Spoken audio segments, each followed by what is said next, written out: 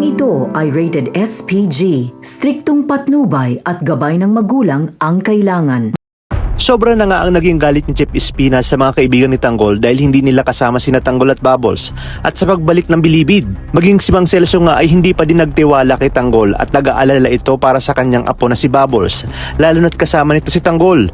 Baka pumuga na umano si Tanggol at idinamay pa ang kanyang apo dahil may kutob nga siya na mayroong pagtingin si Tanggol kay Bubbles. Sa kabilang banda, labis naman ang awa ni Bubbles kay Tanggol nang malaman nito ang nakaraan ni Tanggol sa kanyang pamilya, lalo na sa babaeng minahal ito ng sobra-sobra at isa nga ito sa dahilan kung bakit siya nakakulong.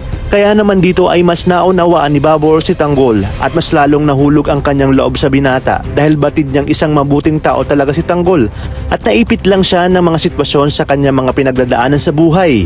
Kaya naman kampante si Bubbles na walang gagawing masama si Tanggol sa kanya.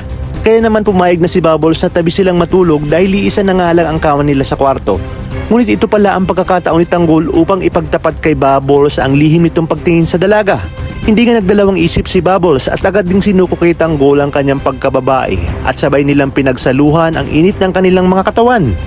Samantala matindi naman ang pagsisisi ni Mokang na ginawa sa pagpapakasal kay Ramon, lalo pat hindi niya ito tunay na mahal, lalo na ngayon na nalaman niya na ang tunay na ugalan ni Ramon, kung saan nakuha na nga ni Ramon na siya ay pagbuhatan ng kamay at tutukan nga ng baril ang kanyang mga magulang at harap-harapang itinaboy ang mga ito palabas ng mansyon. Kaya naman walang nagawa ang mag-asawang Marsing at Nita kundi bumalik sa Quiapo at tumuloy sa kanilang lumang bahay kung saan andoon si Roda. Napilitan na nga ang mag-asawa na umalis dahil baka tuluyan sila ni Ramon. Hindi nga pumayag si Ramon na isama nila si Mokang. Kaya naman naiiwan si Mokang sa mansyon at ang tanging naisip na lang ni Mokang para tuluyang makalaya sa poder ni Ramon ay tumakas na lang.